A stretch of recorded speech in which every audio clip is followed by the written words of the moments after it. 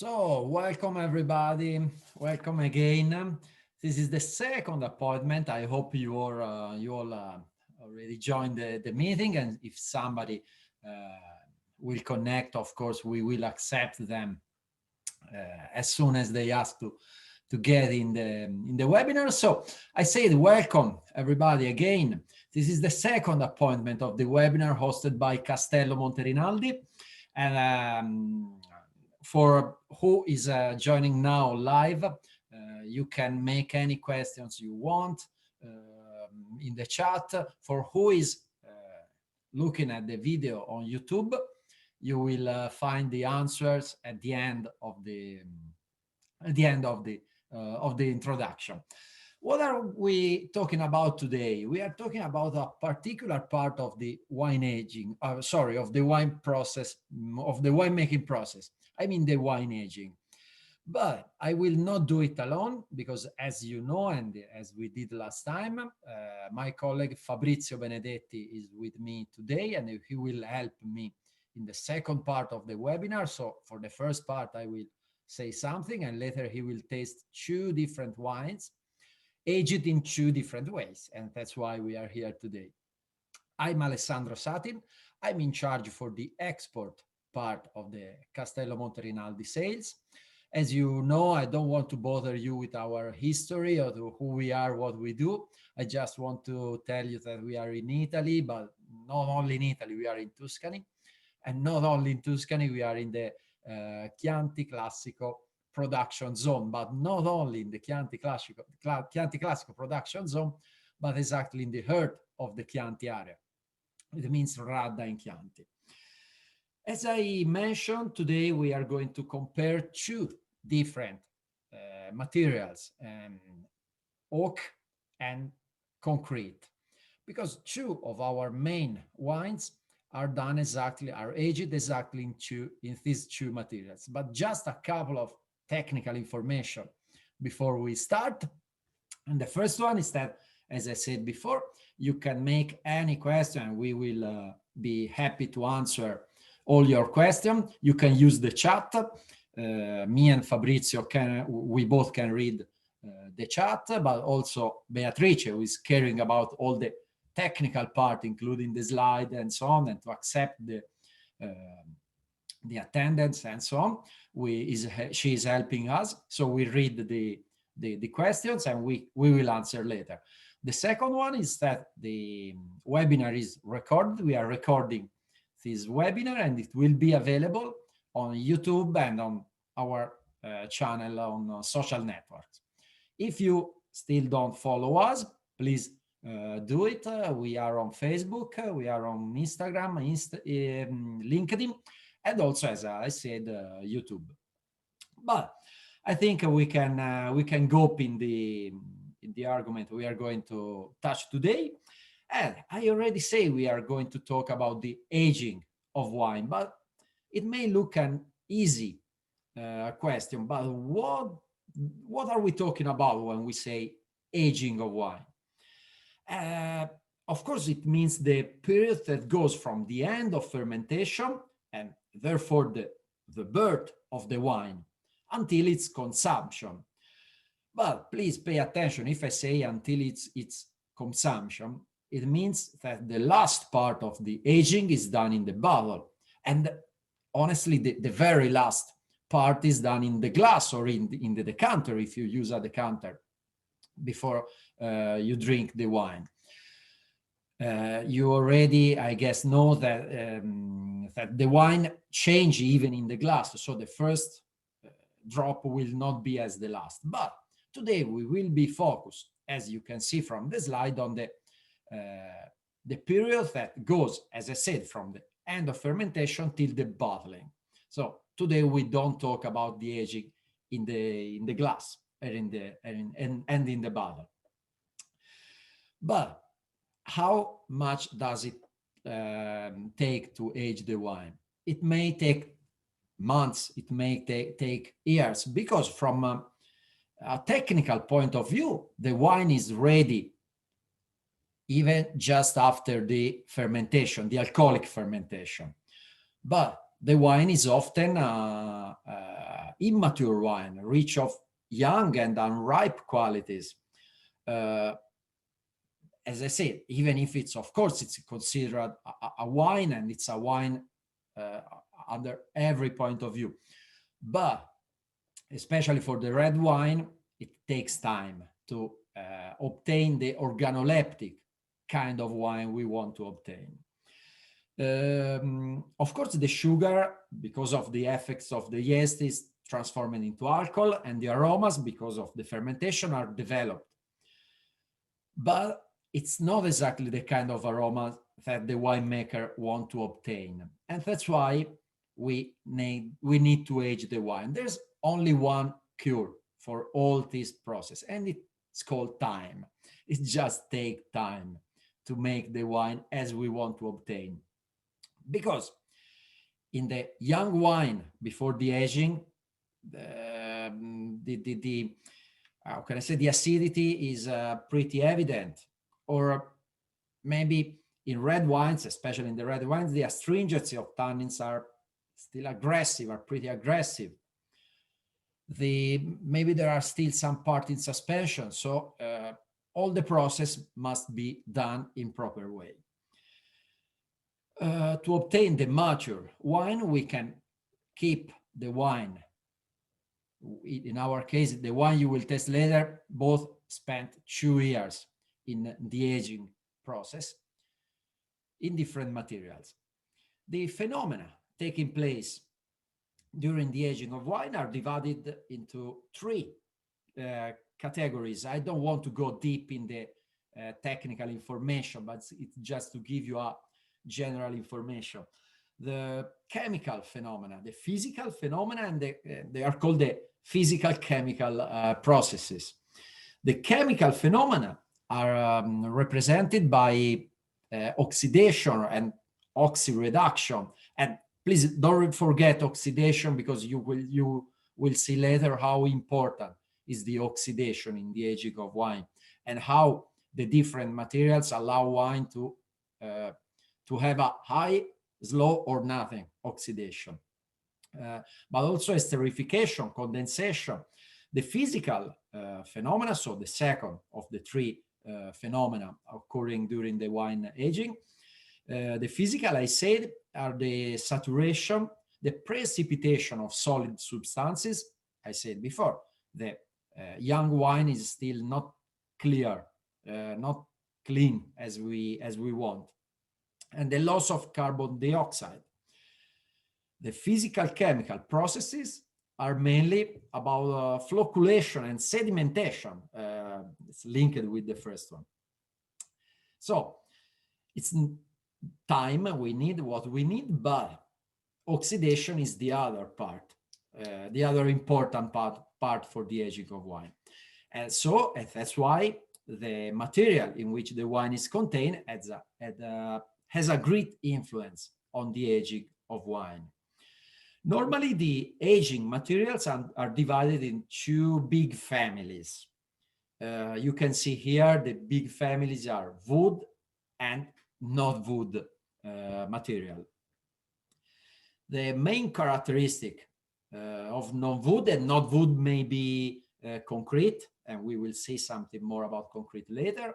The most famous for also maybe the steel, but also fiberglass, even if today it's not so used anymore, or earthenware or other materials. You can use almost everything, and winemakers love to experiment with several different materials, but we put in this slide in the picture just the most common and the most used one. The main characteristic, as I said, of the no-wood material is to be inert. It means that the material does not transmit flavors to the wines. They are neutral materials that allow the wine to mature constantly and maybe slowly, because often they don't allow the wine the micro oxygenation. Sorry. If you think about steel is a complete inert and it doesn't allow the wine to be in touch with oxygen.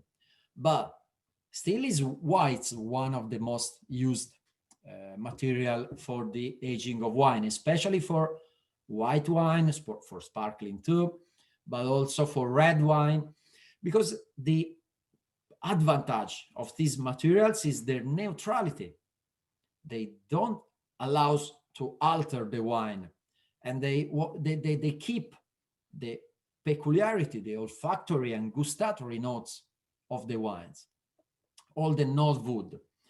On the other hand, the wood materials are on the other side, because the first, and I guess everybody knows it, that the first characteristic of the wood materials is to give aromas to the wine.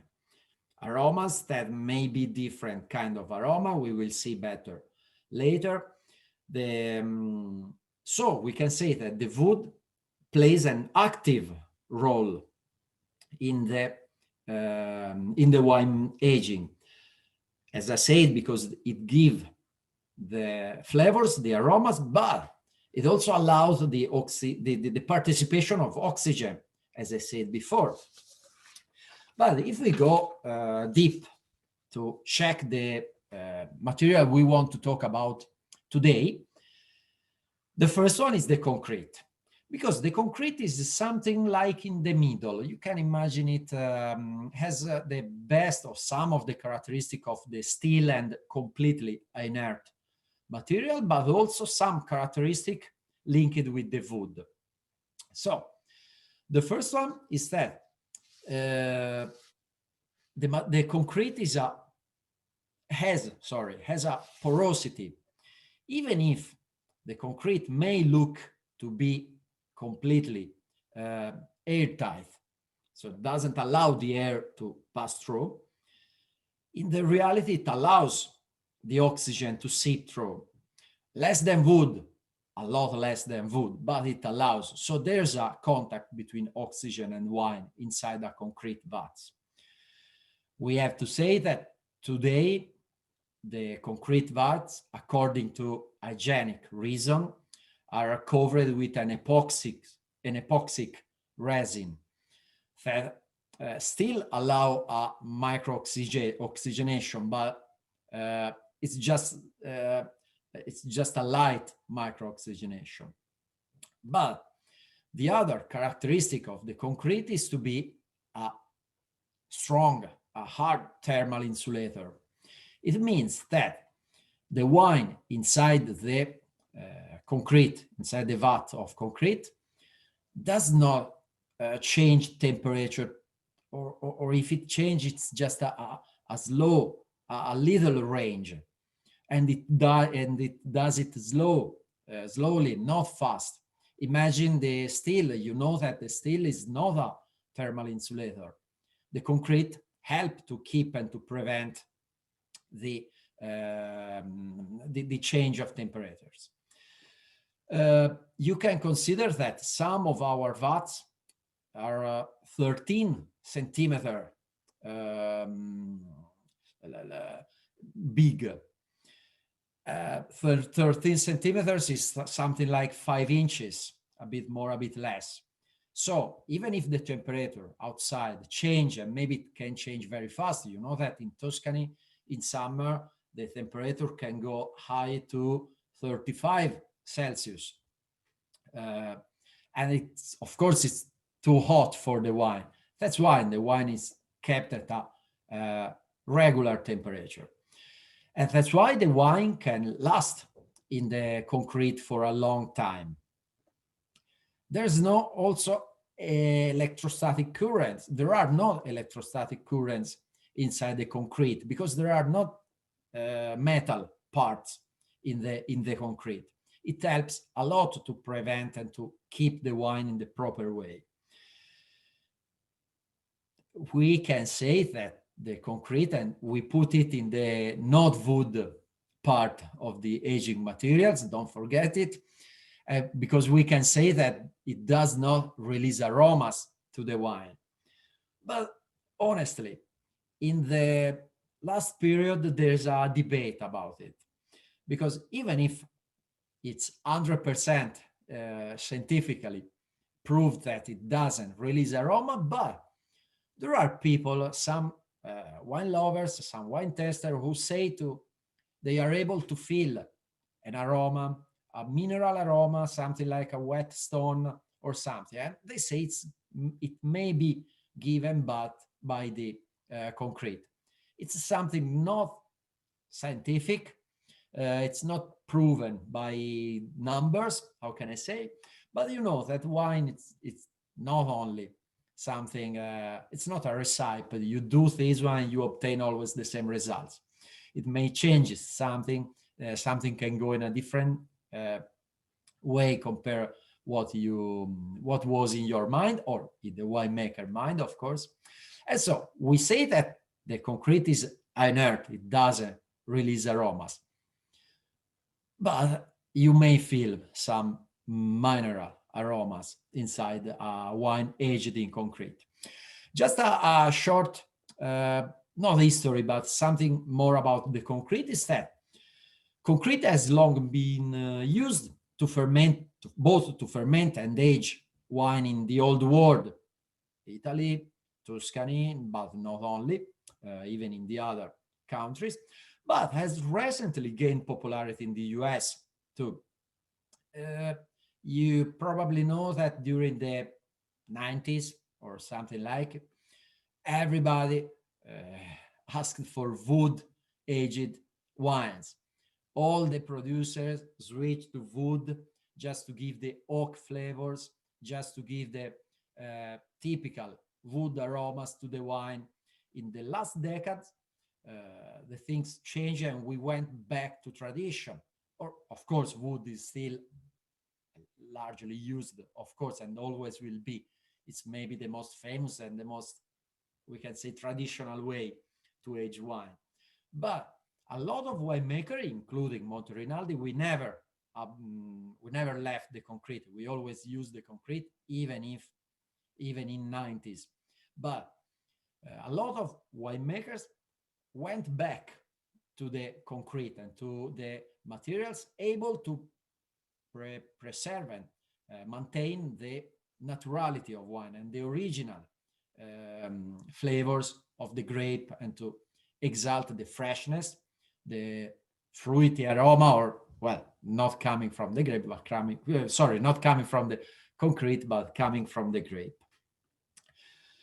On the other side of the aging materials, on the opposite side, there is the wood, and the world of woods is more varied because, of course, the first thing important to say is the quality of the wood.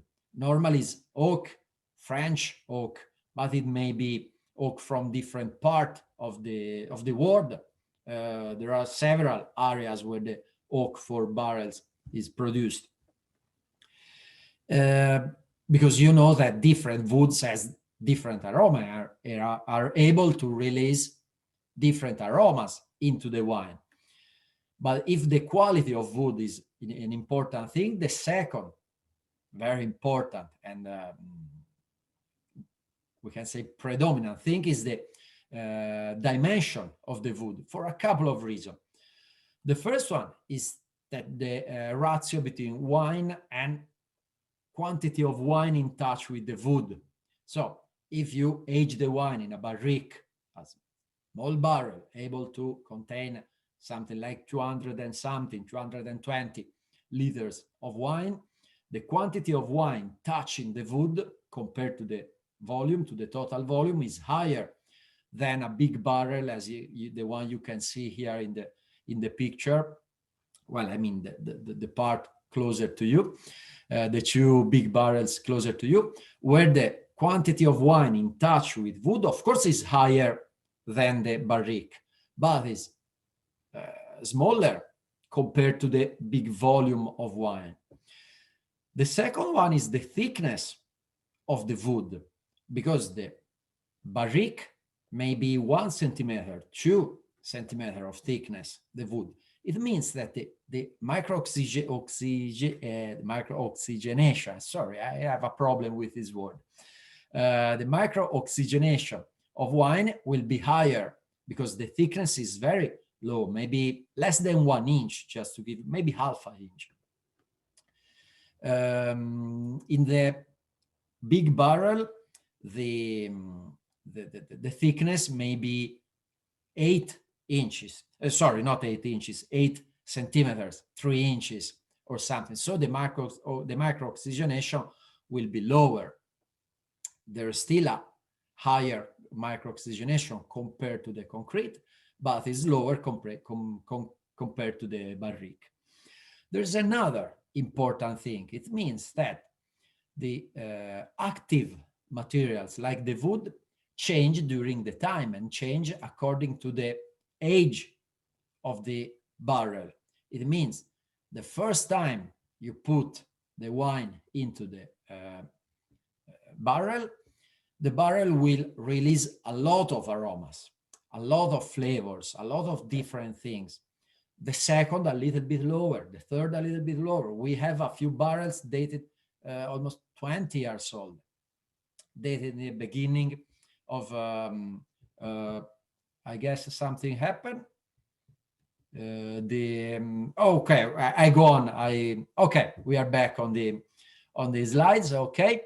I say that, yes, when we use a barrel aged 20 years, of course, the release of aromas will be lower than a first passage or the first usage. The oak barrels do 3 things. Well, a lot of things, do a lot of things to the wine, but we can say they do mainly 3 things to the wine. The first is the oxygen exposure, as I said before, and which assists with maturation of wines. The second is that they provide tannins that give the wine structure. And the third one, and finally, maybe one of the most important, is to be active, as I said before, is to give certain aromas or flavors. And which are the main and the typical aroma of wood? Different wood may different aromas, so it's not a rule 100% true. But the standard one are the vanilla, are the clove, the cinnamon, and it may depend on how toasted are the barrels inside. So it may change a lot, but the main difference is that they are active. It means oxygen exposure. They give tannins and they give flavors. So if we want to make a comparison between the concrete and the wood, we can say that both allow the micro-oxygenation. Even if the concrete is light, in the wood it may be a lot higher, especially in the small barrels with a thickness very low. And that's why in the barrels, the wine age faster. It's faster to the evolution of wine inside the barrels. It's even faster in the small barrel, but also in the big barrel. Well, actually, I mentioned the barrique, I mentioned the big barrel, we have tonneau, and we also have smaller barrel. We call them caratelli. It's just a few liter barrels, and we use it for Vinsanto. We will not talk about Vinsanto today, but Vinsanto is aged in caratelli at least for 6 years, not 6 months, 6 years, at least 6 years. It's a particular kind of wine, and so it's something completely different. But normally the wine ages faster in the wood. Temperature range, I mentioned before, the concrete is the perfect insulator because the thickness is 13 centimeters. It doesn't allow the high temperature outside to get inside. Also the wood, if you have a wood house, or you know that the wood is an insulator. But when the wood is just 3 centimeters, the temperature range can change. That's why we age the wine in cantina, where the temperature is not too high even in the summer. Also, both the material are good because there are no electrostatic currents inside the wine. You may find electrostatic currents in the steel, in the metallic material.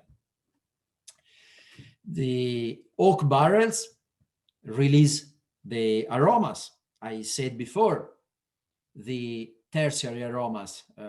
Which kind of aromas? The concretes help to keep the fruit aromas. It doesn't mean that it gives fruit aromas to the wine. It's just to say that it helps to keep the freshness of the wines. So imagine the concrete as a traditional way to age the wine, not a good material to move the wine from a place to another. Barrels are, especially the barrique, are good materials even to move the wine from a place to another, to transport the wine, and that's why it was used in the past to transfer the wine from a place to another. Concrete is often done in the structure of the winery, of the cellar, so it's not good to be moved.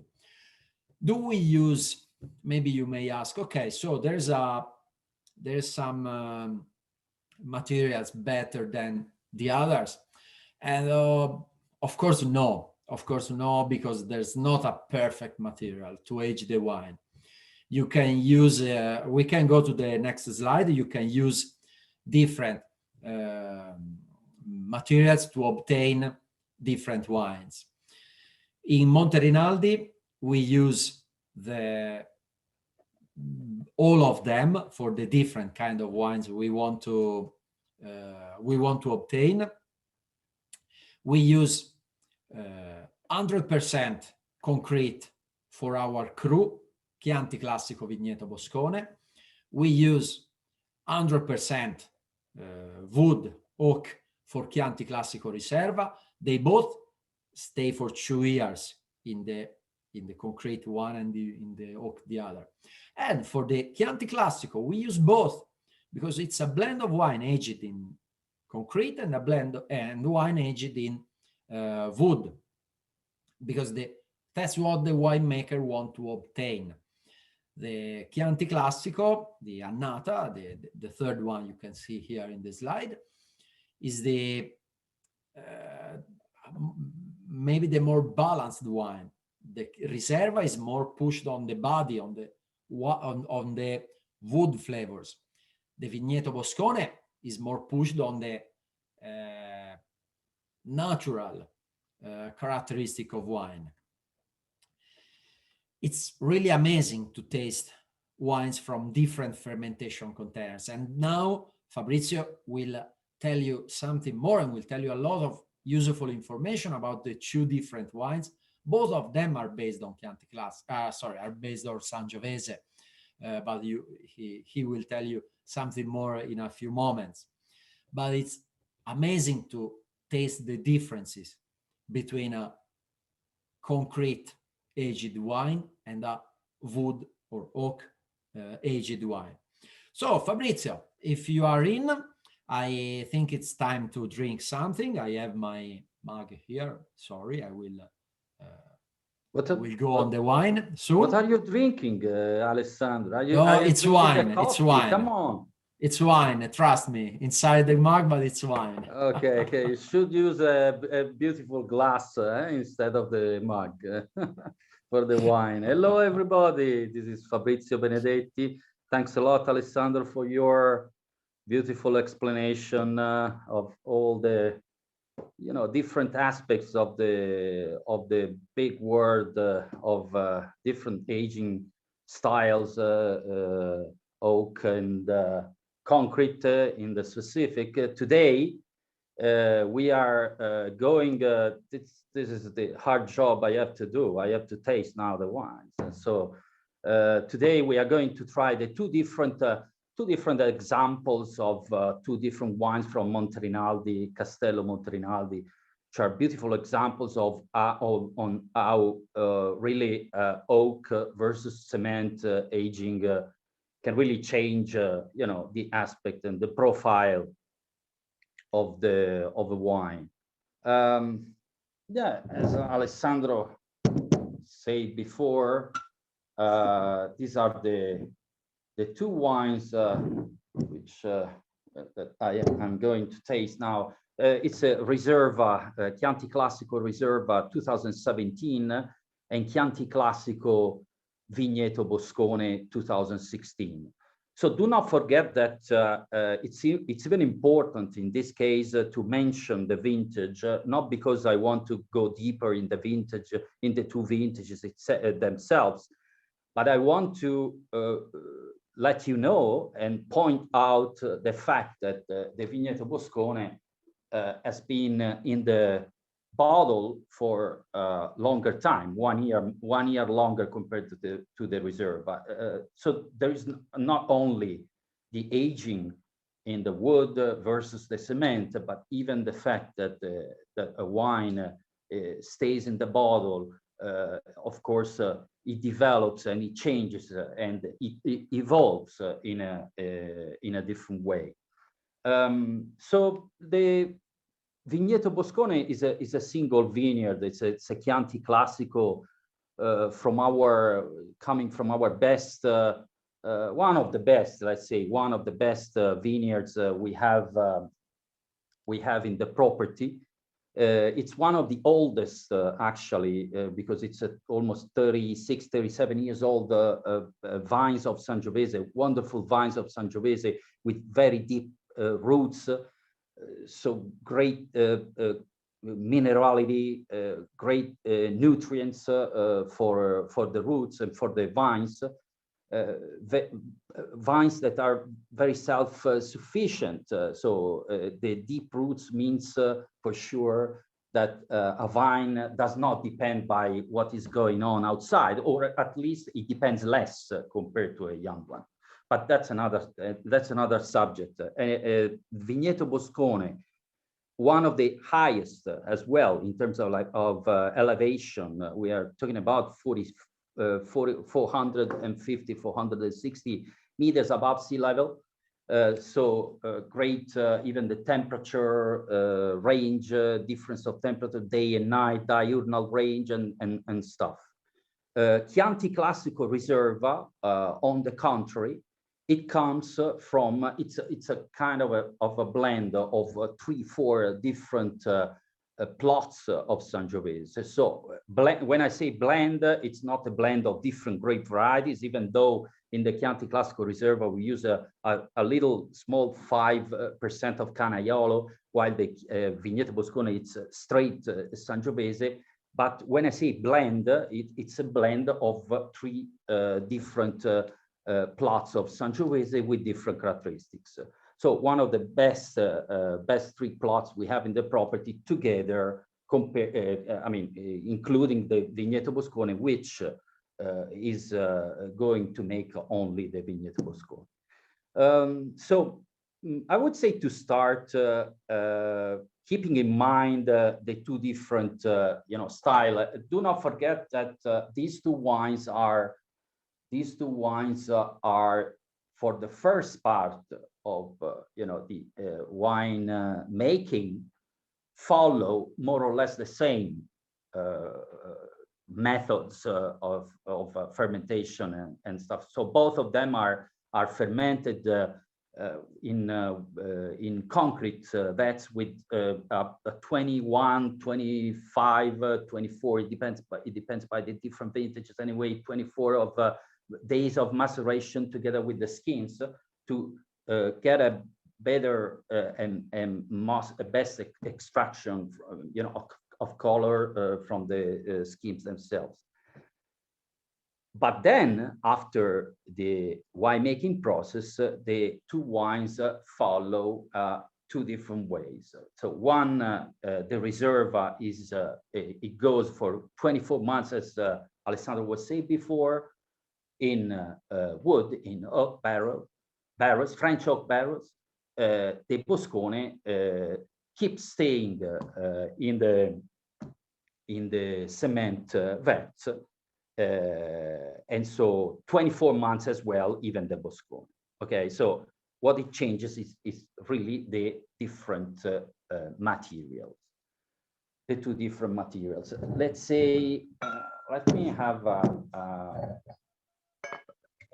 a little bit of Reserva in my glass. In the other glass, I have my two glasses here right in front of me. So the first exercise, guys, if you have the wines, these two wines at home, even if you are with a different time, even if it's morning, it's always a good time to have wine. So do it with me. First of all, the colors.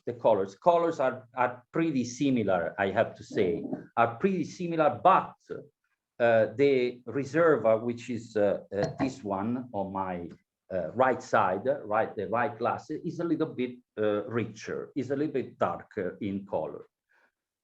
This means, and you know why. You know why the color, the richer color, is given by the fact that the 24 months, this wine spends the 24 months in the wood. So in the wood, in addition to the different things and aspects Alessandro was describing before, the wood releases and gives a little bit of color of it to the wine. And so these two colors are similar, but not the same, a little bit darker, the Reserve. So let's go and put our nose in the Vigneto Boscone. That's it's really the first impact. It's very intense. First of all, the nose. So I'm really detecting an intensity which is coming and punching my nose almost. This kind of aroma, it focuses on the fruity for sure, but it's not a red fruity. This is a fruit which has developed in the bottle. As I said before, it's a 2016. So it's 3 years in the bottle. So the fresh red cherry, which was at the beginning, right now it's not anymore the red cherry, but it has transformed into a black cherry. A black cherry. I pick up the black cherry. I pick up the plum. Plums as well, so ripe, fruity. And not only, it's a beautiful and clear, beautiful hint of licorice, which even this one, it depends by the evolution of the wine in the bottle.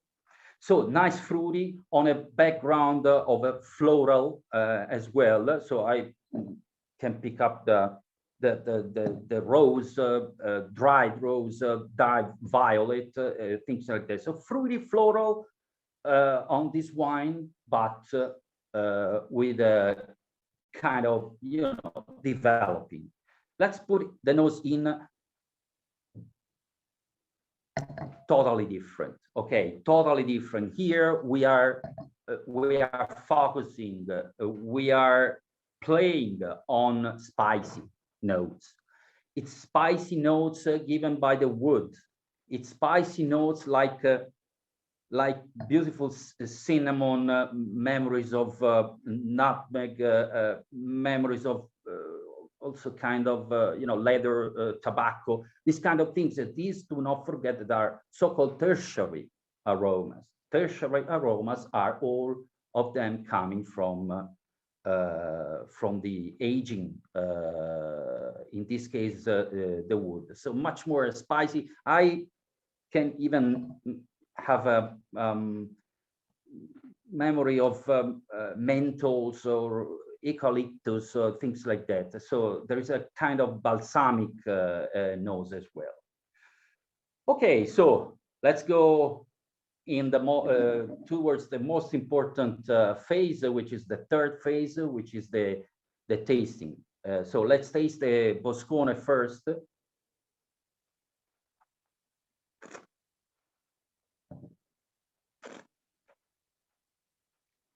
Nice tannin, nice tannins, texture, nice, beautiful body, big structure of this wine. Again, the flavors are confirmed what we had by the nose before. So flavors are pretty much the same. So again, licorice, very clear, very neat. As an aftertaste, it keeps staying in the mouth for minutes. This beautiful sensation of licorice and of plum and this black cherry, which is extremely pleasant. Beautiful acidity, nice, as I said, nice, beautiful tannins structure.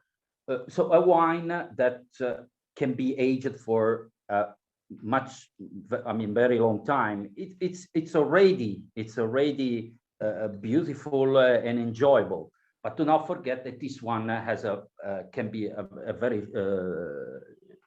long shelf life, like I would say a 5, 6, even maybe more years in the bottle, no problem. Okay, let's go with the to taste the Reserva.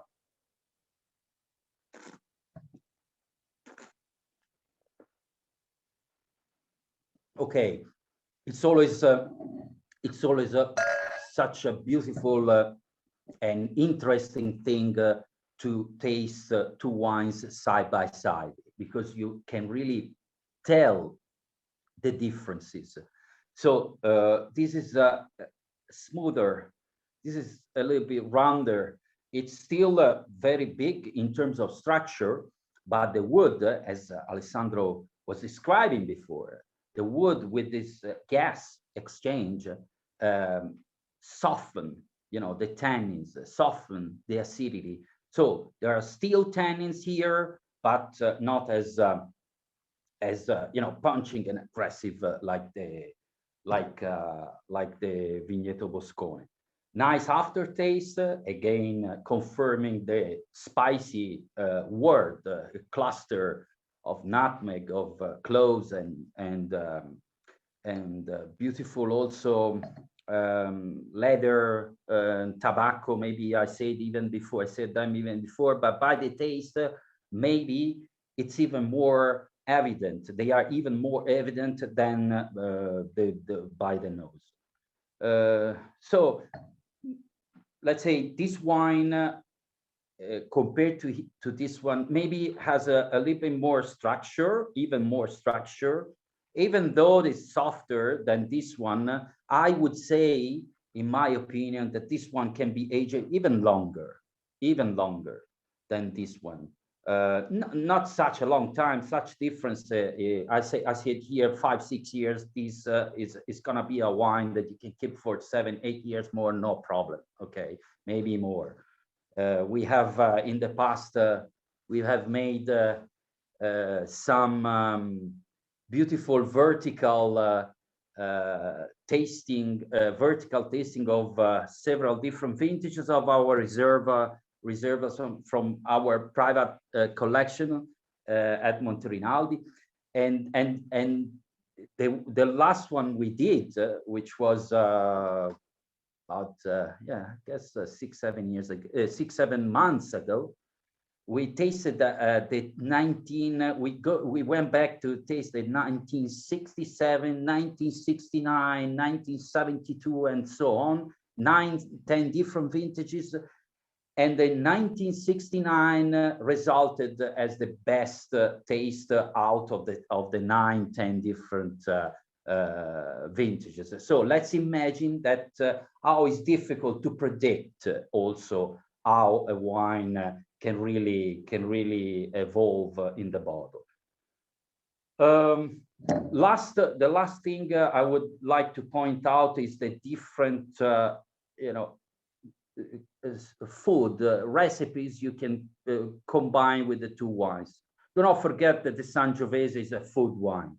Do not sit in the couch with friends with no food. Otherwise, Sangiovese, you won't like it. So you have to sit at the table, like I'm doing here now, have some good food to pair with it. Boscone, Florentine steak, absolutely. That's the perfect. So something cooked on the barbecue, cooked rare, with lots of juices coming from the meat, nice tannins which are binding your saliva and which are balancing the palate. Reserva, I would suggest something even heavier than a Florentine steak. Florentine steak is something that, of course, we are talking about red meat, but we are talking about a meat which has been cooked for 6 minutes from one side, 6 minutes from the other side. So cooked in 10 minutes, you are done. This needs something more. This needs something more complex, something heavier. This needs a beautiful stew. This needs a great Parmigiano cheese, for example, beautiful stew meat, cinghiale, so wild boar stews, things like that. So cooked, lots of ingredients and cooked for a very long time. Okay?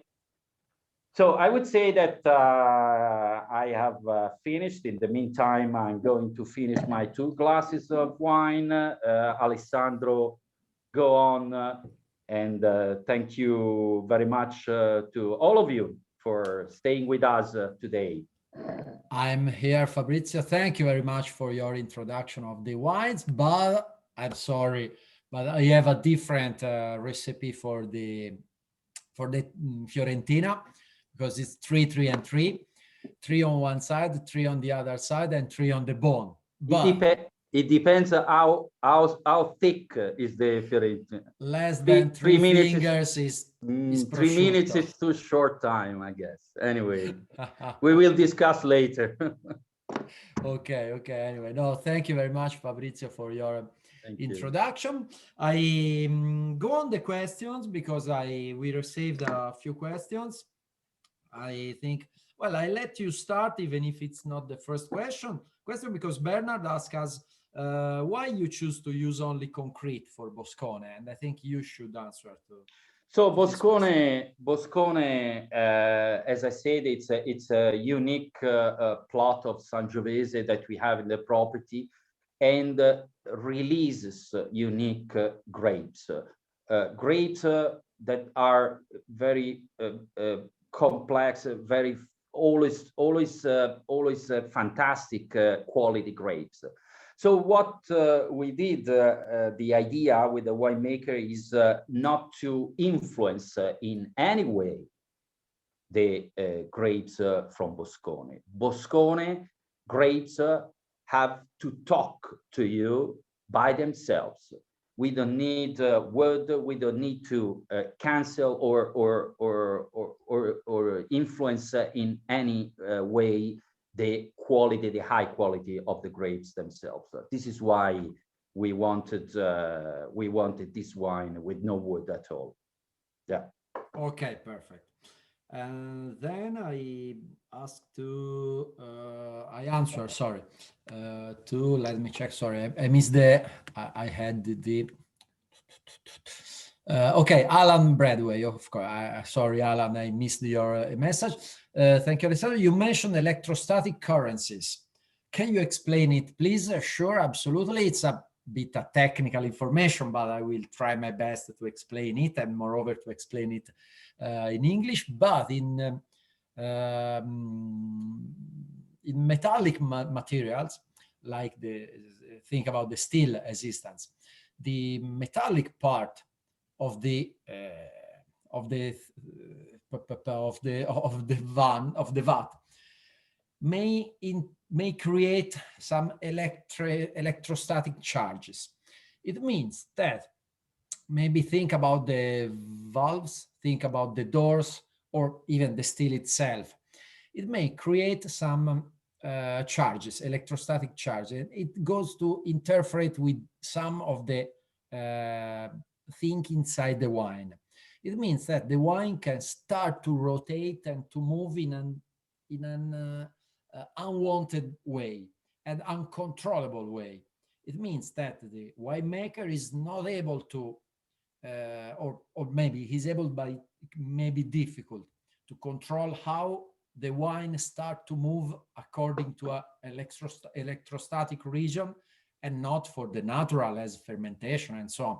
But that's what we mean that when we say that in wood, of course, and also in concrete, there are no electrostatic currencies. Because yes, it's the right word, because you can imagine it as exactly like currencies that maybe can go from one door to one valve and create a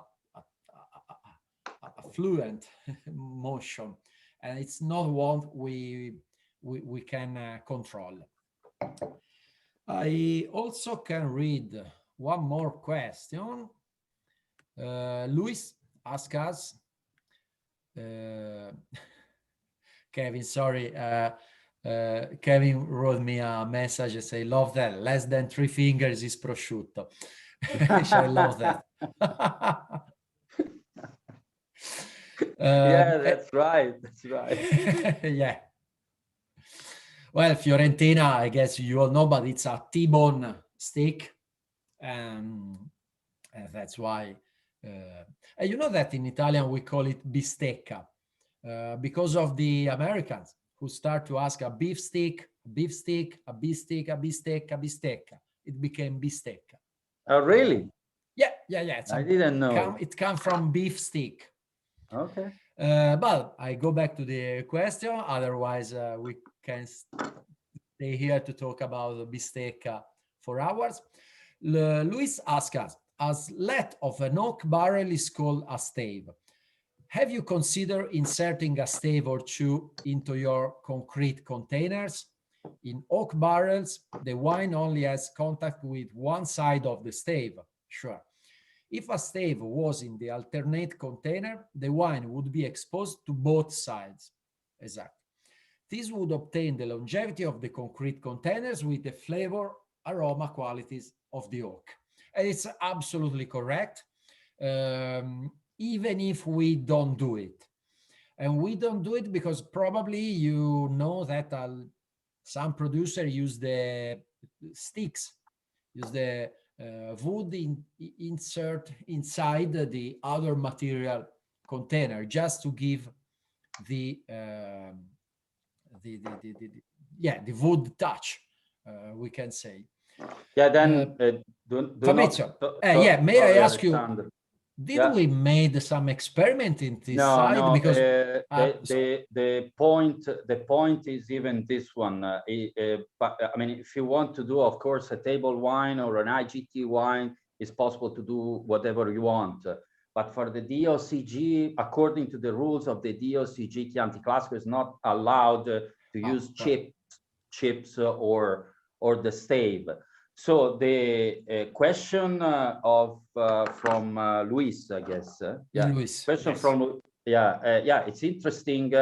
There are other other areas where this practice is used quite largely. Not one stave, of course, but many staves or even chips, which also accelerates the process of absorbing the wood flavors. But do not forget that we have to follow the Black Rooster DOCG regulations. Otherwise, we cannot call Chianti Classico. So among the many rules and many regulations and many guidelines we have to follow from the Chianti Classico is they say that it's not allowed some these different practices of chips and staves as well. Okay, so okay, maybe it could be done for some IGT wines, but I guess the best ways, as we do for the Chianti Classico Annata,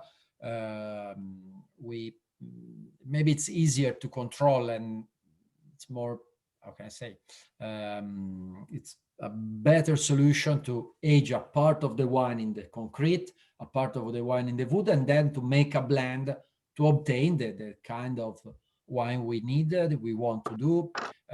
Well, we, of course, when I say we, I mean the winemaker and his staff, of course. Yeah. Also, excuse me, Alessandro. Also, Sure. the not a lot for the staves, which is still something that can be done. But the chips many times are Fabrizio. Yeah? I cannot hear you anymore.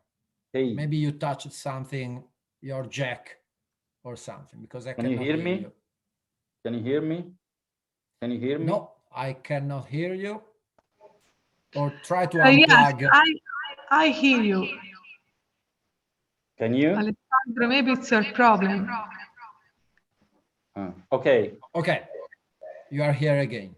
Okay, so I was saying about the chips, the oak chips, not much the oak stave, but the oak chips are very aggressive in terms of releasing a very powerful in terms of releasing in a short time oak flavors to the wine. So if you don't pay attention, many times you are going to overpower the wine with the oak. And do not forget that the Sangiovese, it's not a Cabernet Sauvignon. Sangiovese is very sensitive, is very fragile, it's very sensitive, it's very to the abuse of oak. It tends to absorb the oak flavors a lot, and it tends to be many times compromised and overpowered and covered completely the fruity aroma and primary profile, which is one of the best characteristics you have to appreciate with the Sangiovese. So always pay attention to be with the Sangiovese, using the Sangiovese and vinifying the Sangiovese. Always pay attention to get a beautiful balance with the oak, a touch but not too much.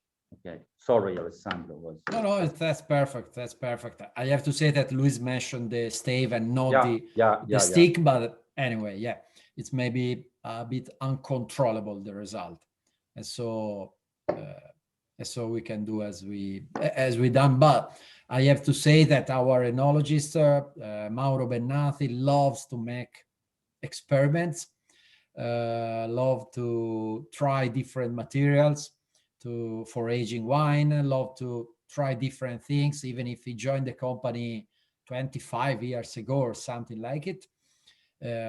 He started to work with us, he was very young, but he still is in love with his job and loves to make experiments like a newcomer, like if he started yesterday. And so, yes, why not? Fabrizio, I guess it's 1 hour from the beginning, so I guess we are perfectly in time. Thank you, Elizabeth. I can see other messages, and if you have any other question, we are here. If you are looking at the video on YouTube, you can get in touch. In the last slide, you can find our contacts, but you can also get in touch. It's easy to find us, as I said before, our website monterinaldi.it, or Facebook, Instagram, LinkedIn, YouTube.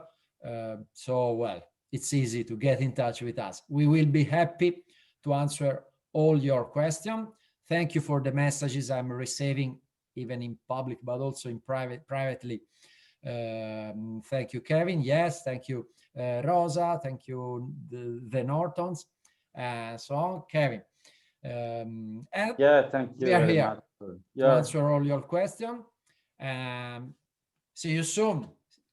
Stay tuned for next time. We still don't tell you anything about the next topic we are going to talk about next time, but it will be a next time. There will be a next time. Okay? Ciao a tutti. thanks a lot. Ciao. Bye bye. Ciao. Thank you. Ciao.